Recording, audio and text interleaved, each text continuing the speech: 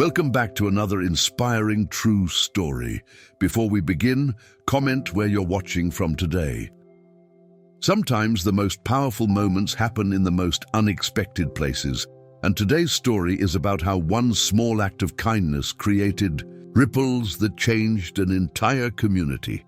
It was a busy Friday evening at Rosemary's, one of the most popular restaurants in downtown Los Angeles. The warm glow of pendant lights illuminated the rustic brick walls, and the buzz of conversation filled the air as families and friends gathered for dinner.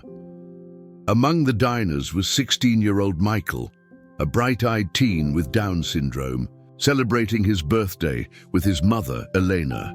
Michael had been looking forward to this dinner for weeks. He had specifically chosen Rosemary's because of their famous chocolate lava cake, which he'd seen on a cooking show and couldn't stop talking about.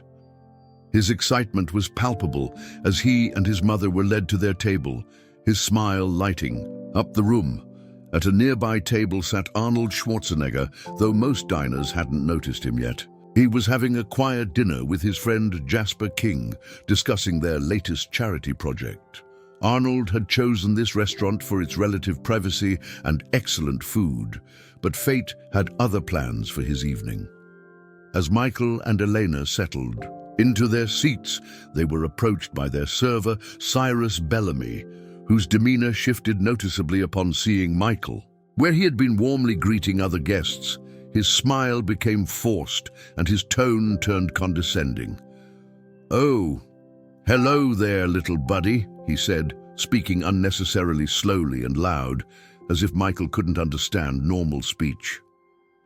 Elena felt her heart sink, recognizing the all-too-familiar attitude they often encountered. Michael, however, remained cheerful, proudly announcing, "It's my birthday. I'm 16 today." His voice carried the pure joy of someone who couldn't wait to celebrate their special day. Cyrus's response was anything but professional. He raised his eyebrows and spoke even more slowly. "Oh, is it your birthday? How nice." His tone dripped with patronizing amusement, and he shot a look at a nearby table, rolling his eyes as if sharing a joke. Michael's smile began to fade, picking up on the server's attitude. Elena started to say something, but Cyrus had already turned to address her instead, deliberately ignoring Michael. "Will he be able to order for himself, or should I just bring a kid's menu?" he asked, not even attempting to hide his prejudice. At the next table, Arnold had noticed the interaction. His conversation with Jasper trailed off as he observed the scene unfolding before him. His expression grew serious as he watched Michael's enthusiasm diminish under the weight of the server's cruel behavior. Elena, her voice tight with controlled anger, replied, "My son is perfectly capable of ordering for himself. He's 16, not a child, and he can read the regular menu just fine." But Cyrus seemed unmoved, continuing to speak around Michael rather than to him. "Well, just let me know if you need me to explain anything." "Slowly," Cyrus said with a smirk, making air quotes around the word slowly. A few diners at nearby tables shifted uncomfortably, aware of the inappropriate behavior, but unsure whether to intervene. Michael, his earlier excitement now replaced, with uncertainty, looked down at his menu, his hands trembling slightly. "Mom," he whispered, "maybe we should go somewhere else."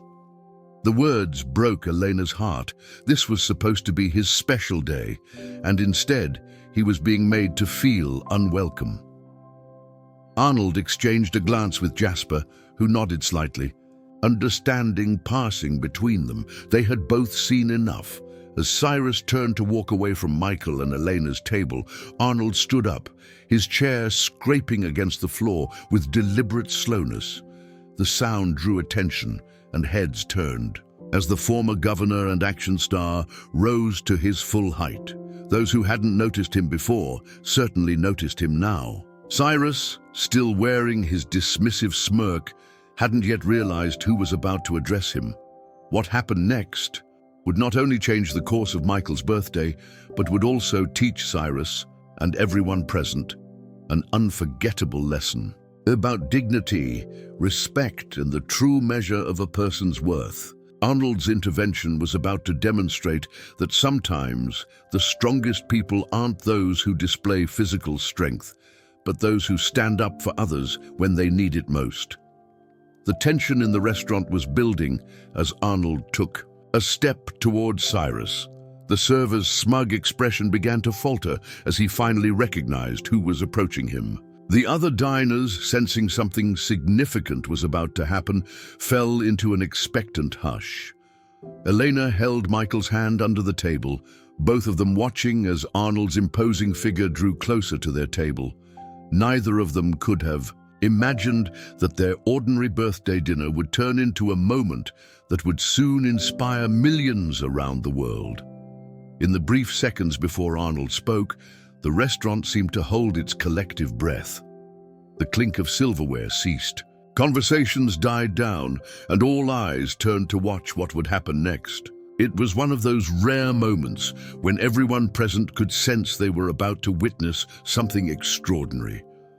The story of what happened next would soon spread across social media, making headlines and touching hearts around the globe. But more importantly, it would remind everyone present that night that heroes don't always wear capes. Sometimes they simply stand up for what's right when others won't.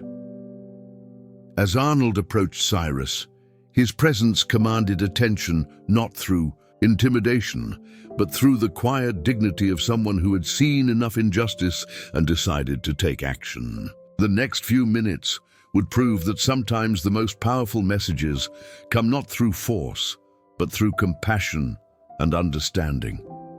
Michael watched with wide eyes as Arnold stopped just a few feet from their table. In that moment, he couldn't know that this birthday, which had started to go so wrong, was about to become one he would never forget, for all the right reasons. The atmosphere in Rosemary's was electric with anticipation. The other diners, who had been uncomfortable witnesses to Cyrus's behavior, were about to see a masterclass in handling discrimination with grace and strength. Arnold's response would demonstrate that true power lies not in putting others down, but in lifting them up. Elena squeezed Michael's hand reassuringly, sensing that something important was about to happen. After years of dealing with similar situations, usually ending in quiet hurt and resignation, they were about to experience something different, something that would restore their faith in humanity's capacity for kindness. The stage was set for a confrontation that would remind everyone present of the importance of standing up for what's right, even when, especially when, it would be easier to look the other way. Arnold's next words would not only change the course of the evening, but would also spark a conversation about dignity, respect, and the true meaning of human worth. Stay tuned for Chapter 2, where we'll see exactly how Arnold handled this situation and the incredible impact his intervention had on everyone present that night. Has anyone ever stood up for you when you needed it most? Share your story in the comments below. Arnold's voice, when he finally spoke, was calm but carried the weight of authority that had commanded both movie sets and government offices. "Excuse me," he said, causing Cyrus to turn around slowly, the color draining from his face as he recognized the speaker. "I couldn't help but overhear your interaction with this young man and his mother." The restaurant had fallen completely silent. Even the kitchen staff had paused their work. Sensing the gravity of the moment, Arnold gestured toward Michael, who was watching with a mixture of anxiety and wonder. "This gentleman here," Arnold continued, emphasizing the word gentleman, "is celebrating his birthday today. 16 is a significant milestone, wouldn't you agree?" Cyrus stammered, his earlier arrogance evaporating under Arnold's steady gaze. Yes, sir, it is." The server's hands fidgeted with his notepad, his previous smugness replaced by growing discomfort. Arnold pulled up a chair at Michael's table, sitting down as if he'd been invited to join their celebration. "Michael," he said, turning to the birthday boy with genuine warmth, I hope you don't mind if I join you for a moment." Michael's face lit up with amazement as the legendary actor and former governor addressed him directly and respectfully. "You know," Arnold continued, loud enough for everyone to hear, "I've learned throughout my life that the true measure of a person isn't in their physical appearance or abilities. It's in their heart, their determination, and their courage to face each day with a smile, even when others try to dim their light." Elena wiped away tears as she watched her son's dignity being restored by this unexpected champion.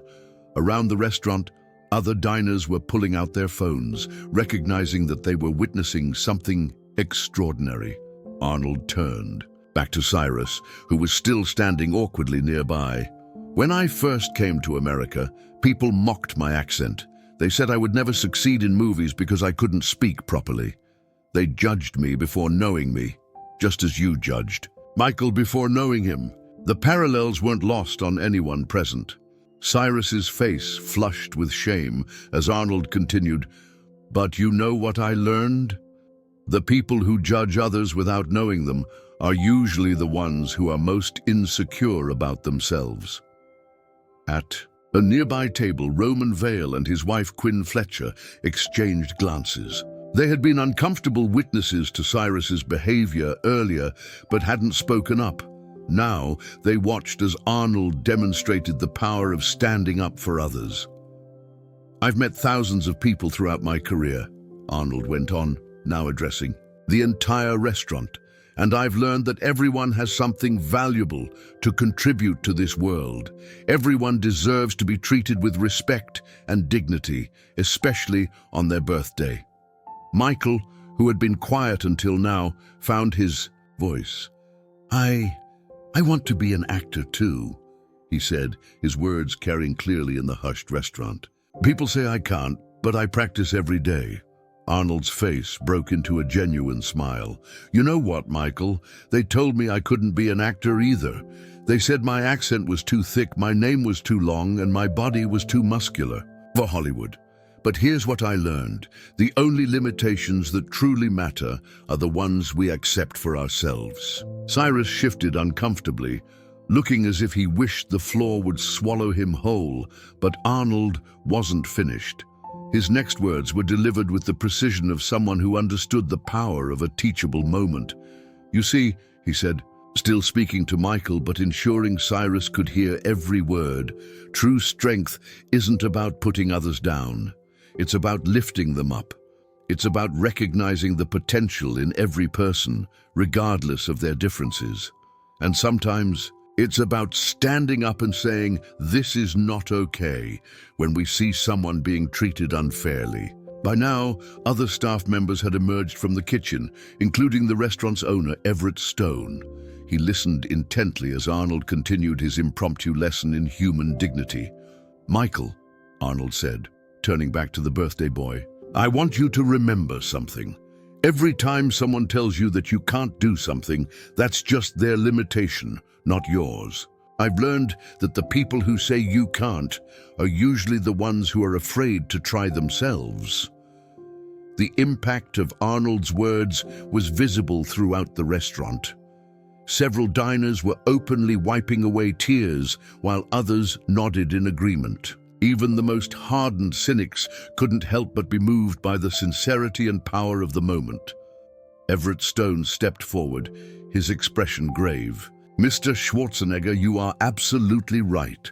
And I want to apologize to Michael and his mother for the treatment they received in my restaurant. This is not what we stand for, and there will be consequences." Arnold nodded appreciatively, but kept his focus on Michael. "You know what I think we should do now? I think we should celebrate your birthday properly. I happen to know that Rosemary's has an excellent chocolate lava cake." Michael's face lit up at the mention of the dessert. He'd been looking forward to trying.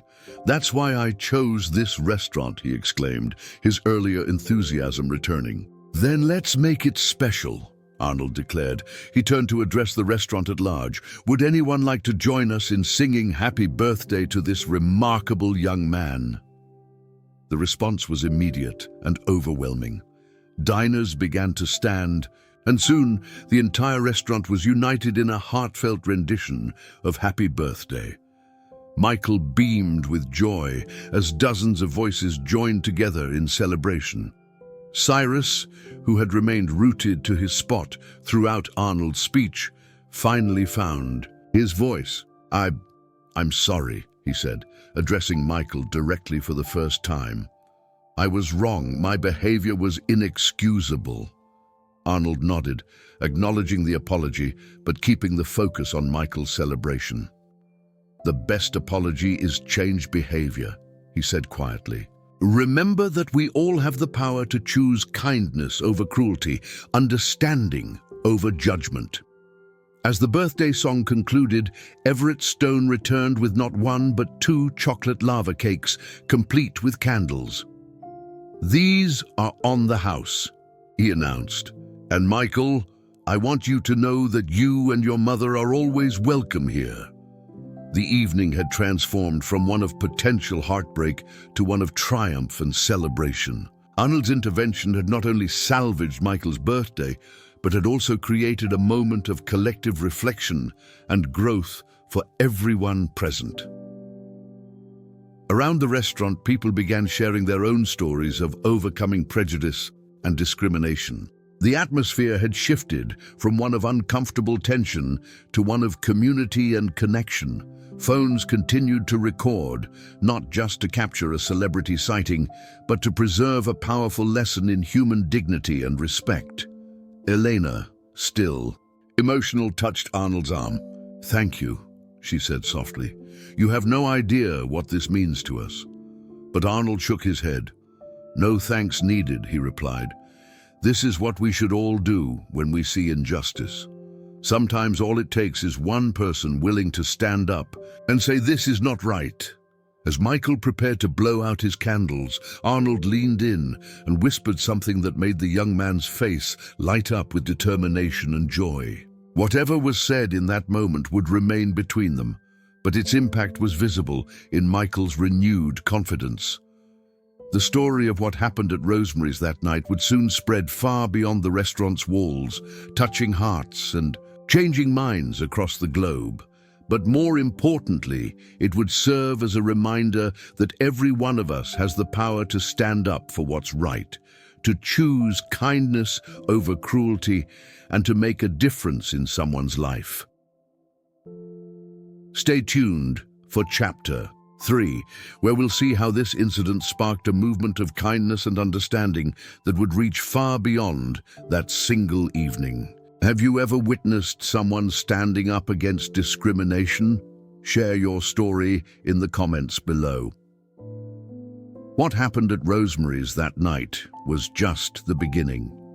By the next morning, several videos of Arnold's intervention had gone viral across social media platforms. The clips, captured by various diners including Lyra Stone and Celeste Quinn, showed the powerful moment from different angles, each one capturing the raw emotion and authenticity of the scene. The impact was immediate and far-reaching. Local news stations picked up the story, with headlines highlighting how the former governor had turned a moment of discrimination into a lesson in human dignity. But it wasn't just the media attention that made this story special. It was the way it resonated with people from all walks of life. Michael's mother, Elena, woke up to thousands of messages of support flooding her social media accounts. Among them was a surprising email from Iris Lennox, a casting director for an upcoming theatrical production. She had seen the video and was impressed by Michael's mention of his acting aspirations. We're looking for authentic voices to tell authentic stories, her message read. Would Michael be interested in auditioning for our new play? Meanwhile, at Rosemary's, owner Everett Stone was implementing immediate changes.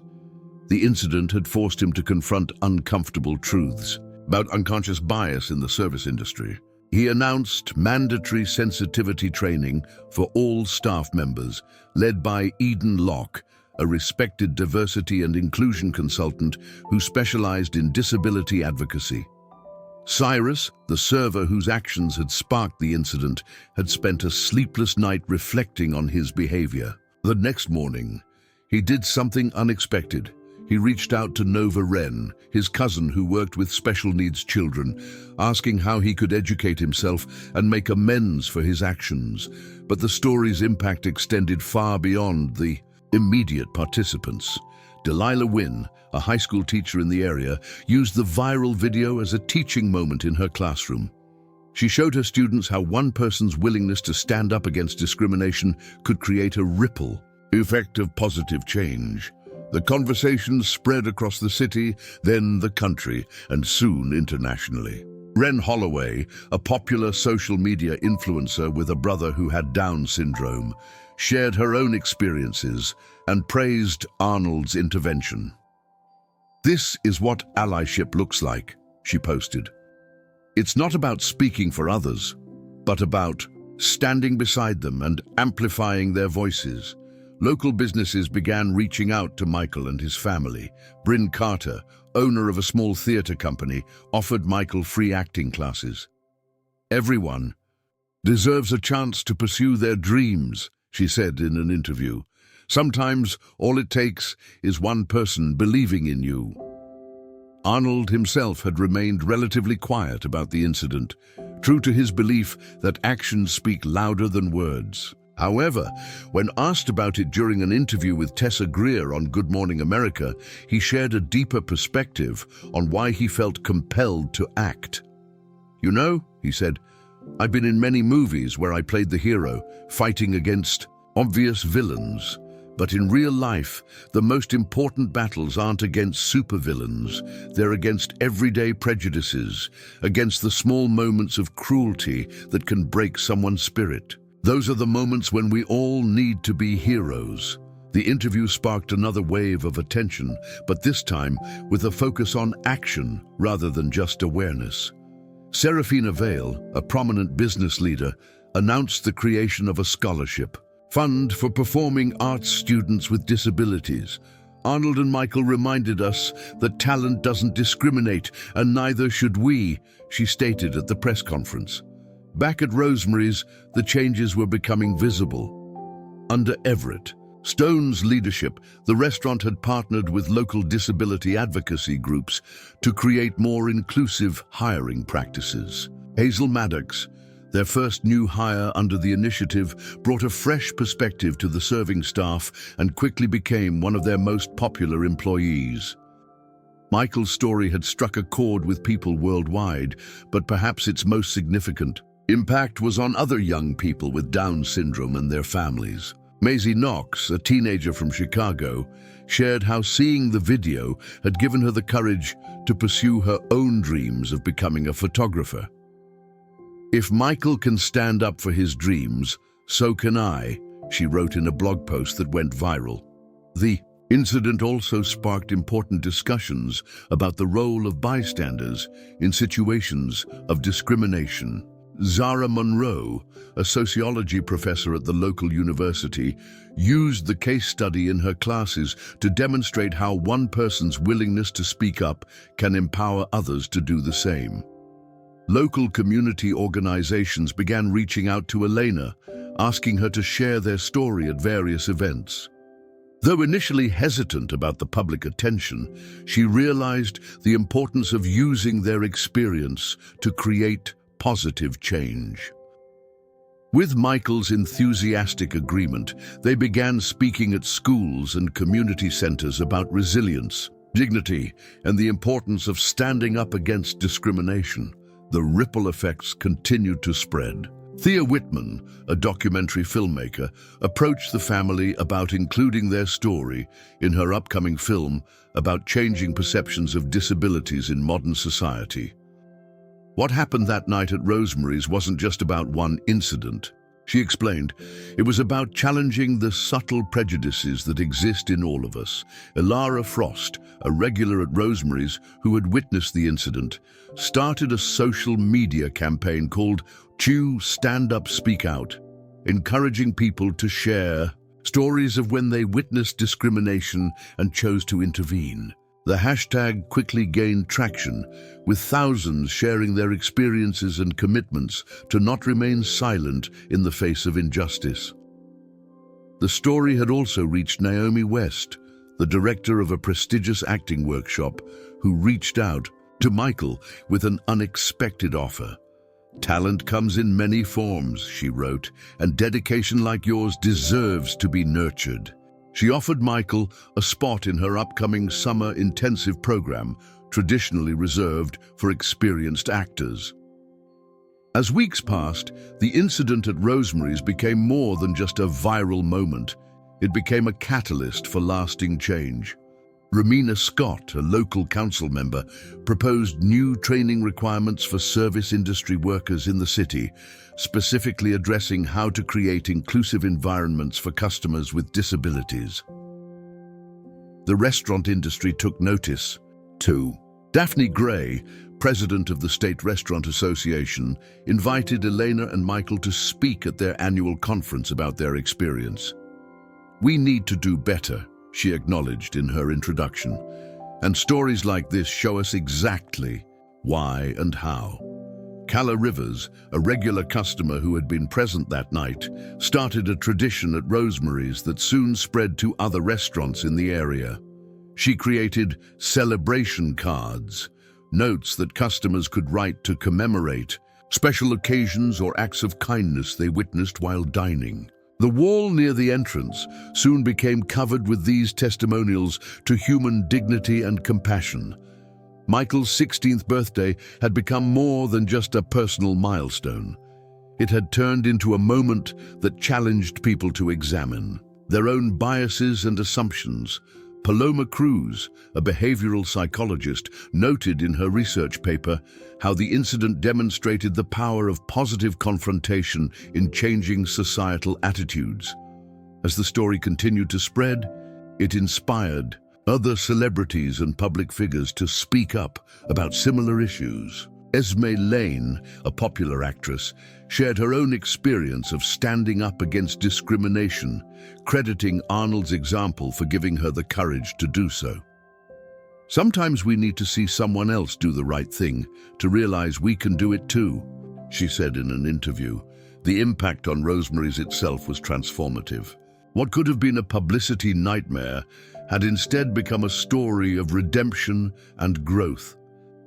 Lilith Moore, a food critic for the local paper, wrote a piece not about the restaurant's cuisine, but about its journey toward becoming a model of inclusive dining. Stay tuned for Chapter 4, where we'll explore how this single act of standing up against discrimination led to unexpected opportunities and connections that would change lives forever. Have you ever seen a moment of confrontation turn into an opportunity for positive change?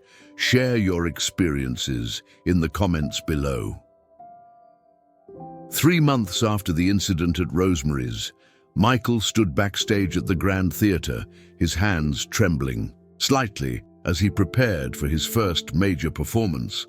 The journey from that life-changing birthday dinner to this moment had been extraordinary, filled with unexpected opportunities and newfound confidence. Vienna York, the theatre's veteran costume designer, made final adjustments to Michael's outfit while giving him a reassuring smile. "You've got this," she whispered, smoothing down his collar. "Remember what Arnold said during rehearsals last week." Indeed, Arnold had kept his promise to support Michael's acting dreams. He had not only attended several of Michael's acting classes, but had also arranged for industry professionals to mentor the aspiring young actor. Among them was Kaya Mercer, a renowned acting coach who specialized in working with diverse performers. The show tonight was a unique production titled Voices Unheard, featuring actors from all walks of life telling their stories. Nora Winslow, the play's director, had been inspired by Michael's story and had worked with him to develop a powerful monologue about his experiences. In the audience, Elena sat next to Arnold, who had made time in his busy schedule to attend the performance. Nearby, Talia Monroe, the local news anchor who had first covered the Rosemary's incident, prepared to document this new chapter in Michael's journey. The transformation at Rosemary's restaurant had continued as well. Celine Archer, the new diversity training coordinator, had implemented comprehensive programs that were being adopted by other restaurants in the chain. Cyrus, the server whose actions had sparked everything, had undergone a remarkable change of his own. After months of working with Nova Wren's special needs program and genuinely educating himself, Cyrus had become an advocate for inclusion in the service industry. He often spoke at training sessions, sharing his story as a cautionary tale and an example of how people can learn and grow from their mistakes. Danica Reed, a regular customer at Rosemary's, had started a monthly dinner club where families with children with different abilities could dine together in a supportive environment. The initiative, called Dining with Dignity, had spread to restaurants across the city. Back at the theater, Michael took deep breaths as he listened to the murmur of the filling auditorium. Reese Camden, his acting teacher, had helped him channel his nervous energy into his performance during countless rehearsals. "Nervousness means you care," she would say. "Use it to fuel your performance." The production itself had gained considerable attention. Morgan Vale, a Broadway producer, had flown in specifically to watch the show, intrigued by its unique concept and the story behind it. The local arts community had rallied around the production, with Skylar Vaughan's prestigious theatre workshop offering scholarships to participants. Avery Stone, the theatre's marketing director, had worked tirelessly to ensure the show would reach the right audience. But what amazed everyone was how the audience had grown organically, with people from all walks of life eager to support this groundbreaking production. As the house lights dimmed, Michael thought back to that night at Rosemary's.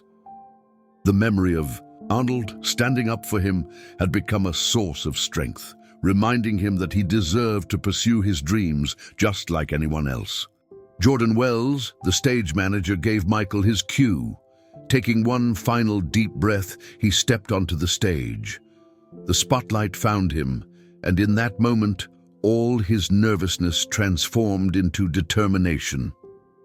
This was his moment to show the world what he could do. His monologue began softly, recounting the birthday dinner that had changed everything. As he spoke, the audience leaned in, captured by his authentic delivery and emotional truth. Even Casey Frost, the notoriously tough theater critic, was seen wiping away tears. Michael's performance wasn't just about reliving that night, it was about sharing the universal experience of being underestimated and finding the courage to prove and doubters wrong. Drew Maddox, a talent agent in the audience, would later describe it as raw, honest, and powerfully moving. The support Michael had received extended beyond the theater community. Rowan Blair, a local business owner, had started a mentorship program, pairing young people with disabilities with professionals in their fields of interest. The program, inspired by Arnold's mentorship of Michael, had already helped dozens of young people pursue their dreams. Peyton Hale, one of Michael's fellow actors in the production, had become a close friend during rehearsals. Their scenes together demonstrated the natural chemistry that comes from genuine understanding and respect. Blake Hollis, the lighting designer, had worked closely with both actors to ensure their performances were perfectly highlighted. The show's message of inclusion and understanding had resonated deeply with the community. Devon Gray, a school board member in the audience, would later implement a theater program in local schools, specifically designed to include students of all abilities. As Michael delivered the final lines of his monologue, his voice strong and clear, the theater fell completely silent. Phoenix Cruz, a veteran actor watching from the wings, would later say he had never felt such powerful energy from an audience. When the lights came up for the curtain call, the standing ovation was immediate and thunderous. Kendall Ray, the theatre's photographer, captured the moment Michael's face lit up with joy and pride, a photo that would later grace the cover of the city's arts magazine. Arnold, standing and applauding with tears in his eyes, watched as the young man he had defended months ago took his well-deserved bow. Quinn Mercer, seated nearby, overheard him say, "This is what happens when we give people a chance to shine." The success of the show led to additional performances being scheduled. River Bell, the theatre's booking manager, had been flooded with requests from schools and community organizations wanting to bring their groups to see the production. Dakota Flynn, a documentary filmmaker, had been following Michael's journey from the restaurant incident to his theater debut.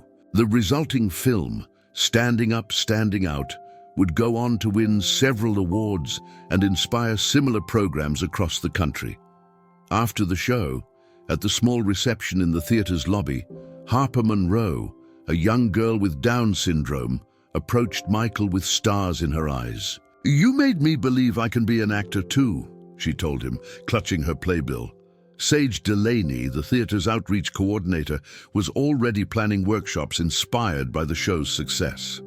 The goal was to create more opportunities for aspiring actors of all abilities to develop their craft and share their stories. The evening concluded with a surprise video message from several well-known actors who had heard about Michael's journey. Rory Blaine, Cameron Fox, and Emerson Wren had all recorded encouraging messages, welcoming him to the acting community and praising his courage. As Michael left the theater that night, surrounded by his proud mother Arnold and his new theater, 6 months after Michael's theatrical debut, the impact of that fateful night at Rosemary's continued to create positive change throughout the community. Marley Jade, a local journalist, sat in the newly renovated community center, documenting what had become known as the Rosemary's Revolution in inclusive community building. The center was hosting its first inclusive arts festival, inspired by Michael's success story. Tatum Brooks, the festival director, had worked tirelessly to create an event that celebrated artists of all abilities. The walls were adorned with artwork from Ellis Vaughan's Inclusive Art Studio, where Michael had recently started taking painting classes alongside his acting workshops. Alina Dunbar, who had been in the audience during Michael's theatrical debut, had launched a successful podcast series called Breaking Barriers that featured stories of people challenging societal prejudices. Michael and Elena were her first guests, but the series had grown to include voices from all walks of life. Arnold's involvement hadn't waned either. Working with Alina Garrison, a prominent disability rights advocate, he had established a foundation dedicated to creating opportunities in the arts for people with disabilities. The foundation, named Spotlight for All, had already provided scholarships to dozens of aspiring artists. At Rosemary's, the changes had become permanent and profound. Alina Jameson, the new general manager, had transformed the restaurant into a model of inclusive employment. The staff now included people with various abilities, and customer satisfaction ratings had never been higher. The theater community had embraced the change as well. Alina Ingram, artistic director at the Grand Theatre, had revised their entire season to include more diverse stories and performers. The success of Voices Unheard had proven that audiences were hungry for authentic representation. Michael's own journey had taken unexpected turns. Alina Keaton, a casting director for a major streaming service, had seen his performance and offered him a role in an upcoming series about a diverse group of high school students. The show, titled Different, Not Less, was set to begin filming in the fall. The ripple effects continued to spread through the education system. Alina Langston, a special education teacher, had used Michael's story to create a performing arts program in her school. The program quickly became so popular that other schools in the district began implementing similar initiatives. Meanwhile, Alina Overton, who had been present during the original incident at Rosemary's, had started a sensitivity training company that worked specifically with service industry professionals. Her workshops often featured Cyrus as a guest speaker, sharing his story of transformation and learning. The changes weren't limited to the local community. Alina Underwood, a national education consultant, had developed a curriculum based on the incident, helping students understand the importance of standing up against discrimination. The program, called Courage to Care, was being adopted by schools across the country. Anders Ashford, a technology entrepreneur, had been so moved by Michael's story that he developed an app connecting performers with disabilities to casting opportunities. The platform, called Inclusive Spotlight, had already facilitated hundreds of successful auditions. The restaurant industry had undergone significant changes as well. Anders Garrison, president of the State Restaurant Association, had worked with Anders Jennings to develop comprehensive guidelines for inclusive service. The initiative, inspired by the Rosemary's incident, was becoming the industry standard. Local businesses had joined the movement. Anders Montgomery had transformed his photography studio into an inclusive space, offering classes and employment opportunities to people of all abilities. His latest exhibition, Through Different Eyes, featured work by photographers with various disabilities. Anders North, a prominent theatre critic, had written a powerful piece about how Michael's performance had changed his perspective on inclusive casting. "Talent knows no boundaries," he wrote. "It's time for the entertainment industry to catch up with this truth." The impact on the younger generation was particularly notable.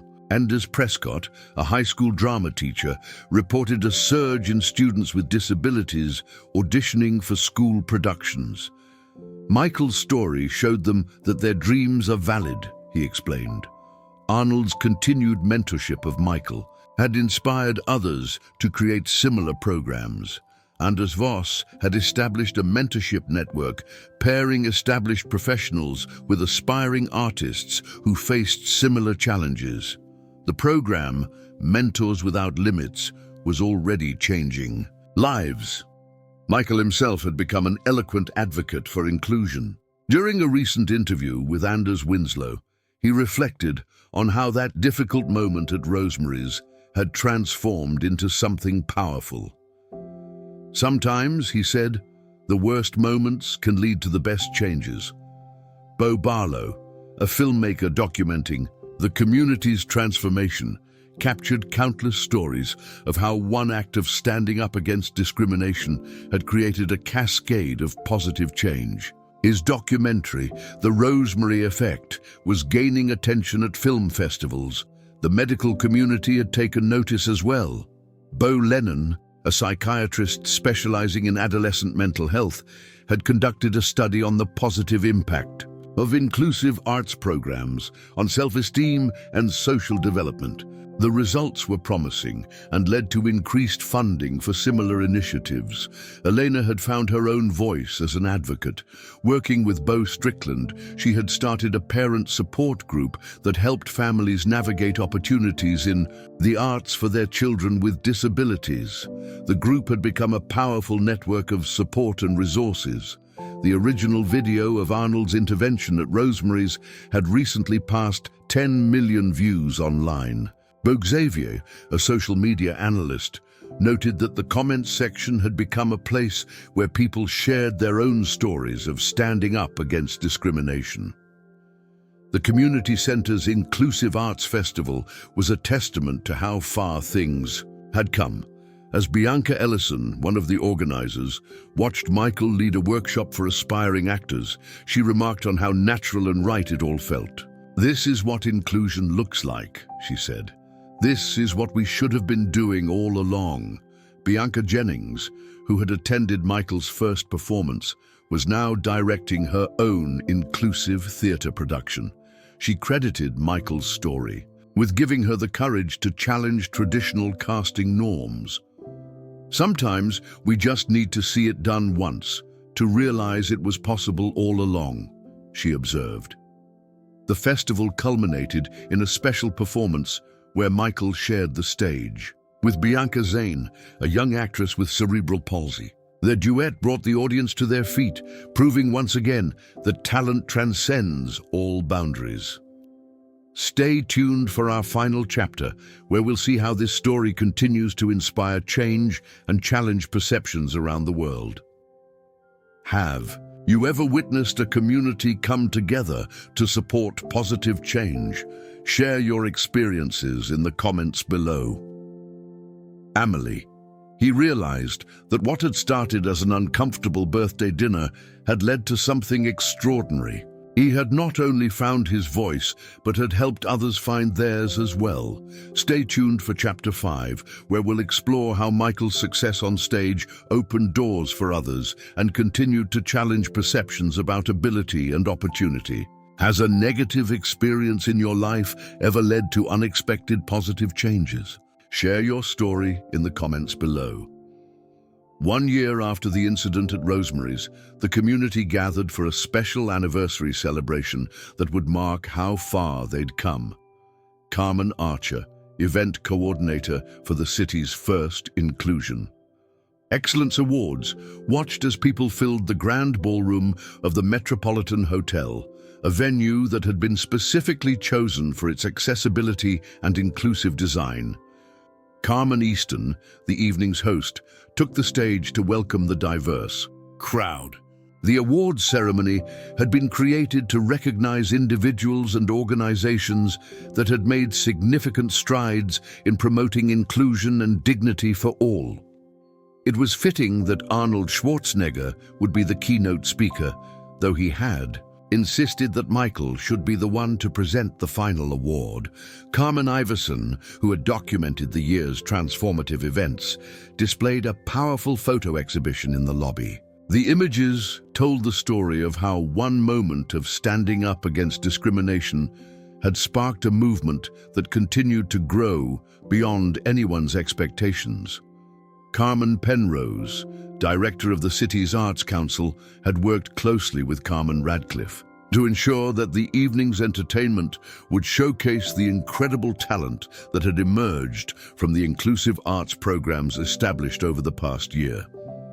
As Carmen Rowley, a prominent civil rights attorney, presented the first award of the evening, she reflected on the legal changes that had been implemented in the service industry. New training requirements and inclusion policies had been adopted by restaurants across the state, with Rosemary's leading the way.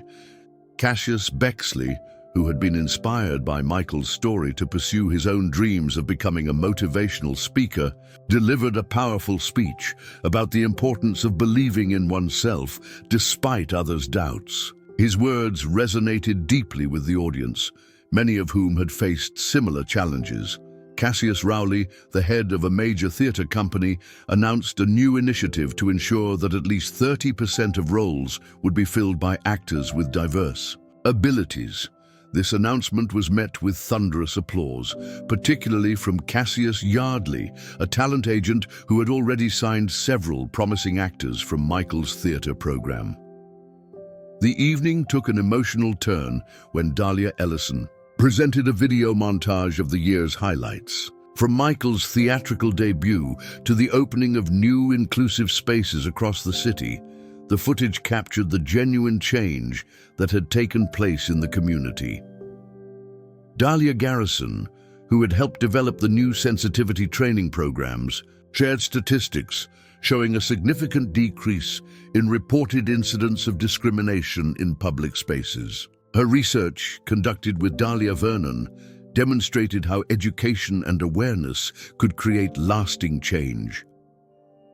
Michael, now 17 and carrying himself with quiet confidence, sat beside Arnold, both of them beaming with pride as they watched. Dahlia Winslow accepted an award for her work in inclusive education. The transformation in Michael over the past year was remarkable. He had grown from a teen whose birthday dinner was nearly ruined into a powerful advocate for change. Dahlia Zeller, a longtime disability rights activist, wiped away tears as She described how the community's response to the Rosemary's incident had accomplished more in 1 year than many had achieved in decades of advocacy. Sometimes, she said, all it takes is one person willing to stand up and say, enough. Dorian Bexley, the new manager of Rosemary's, took the stage to share how the restaurant had been transformed. The establishment had become known not just for its excellent food, but for its inclusive atmosphere and diverse staff. Dorian Carver, a regular customer, often remarked that the positive energy was palpable the moment you walked through the door. The changes hadn't been limited to public spaces. Dorian Ingram, a corporate consultant, described how businesses had begun actively recruiting employees with diverse abilities, recognizing the unique perspectives and talents they brought to the workplace. Dorian Langston, who had helped develop the Different Not Less streaming series starring Michael, announced that the show had been picked up for a second season before the first had even aired. The preliminary feedback from test audiences had been overwhelmingly positive. As the evening progressed, Dorian Montgomery shared plans for a new performing arts center specifically designed to be fully accessible and inclusive. The center, named the Arnold Schwarzenegger Center for Inclusive Arts, would provide space for training, performance, and collaboration. Dorian Quimby, a social media expert, presented data showing how the hashtag #JockRosemary'sRevolution had reached millions of people worldwide, inspiring similar movements in other communities. The story had resonated across cultures and continents, proving that the desire for dignity and respect was universal. When Arnold finally took the stage, he spoke not about his own role in the story, but about the courage it takes to stand up for what's right. The real heroes, he said, are the ones who face discrimination every day and still move forward with dignity and determination. They're the ones who inspire us to be better. Michael's moment came when he presented the final award of the evening, the Courage in Action Award, to Cyrus, the former server whose transformation had been as remarkable as the changes he had inspired. The two embraced on stage, showing how far they had both come from that difficult night at Rosemary's. Dorian Urban, who had been filming a documentary about the year's events, captured the powerful moment when Michael addressed the audience. "A year ago," he said, "I was just a kid who wanted to celebrate his birthday. Now I stand before you as proof that when we give people a chance, when we stand up for what's right, amazing things can happen." The evening concluded with a surprise announcement from Dorian Wexler, CEO of a major entertainment company. A new foundation would be established, dedicated to providing opportunities in the arts for people with disabilities. The foundation would ensure that the movement sparked at Rosemary's would continue to grow and evolve. Dorian Winslow, who had helped organize the event, watched from the wings as the entire audience gave a standing ovation. The energy in the room was electric, filled with the promise of continued progress and positive change. As the celebration came to an end, Elena hugged her son tightly, remembering the pain of that night at Rosemary's and marveling at how it had transformed into something so powerful and positive. Arnold stood nearby, proud of the role he had played, but even prouder of how the community had come together to create lasting change. The story of what happened at Rosemary's had become more than just a viral moment or a lesson in standing up against discrimination. It had become a blueprint for how communities could work together to create genuine, lasting change. It showed that sometimes the worst moments can lead to the best outcomes, and that one person's willingness to stand up for what's right can inspire others to do the same. As guests departed the awards ceremony, many stopped to thank Michael and Arnold, sharing how their story had inspired them to speak up, to make changes, or to pursue their own dreams. The evening was more than a celebration of the past year's achievements. It was a commitment to continuing the work of creating a more inclusive and understanding world. Remember to like and subscribe for more inspiring true stories, and share your own experiences of standing up for what's right in the comments below. Together, we can all make a difference, one act of courage at a time.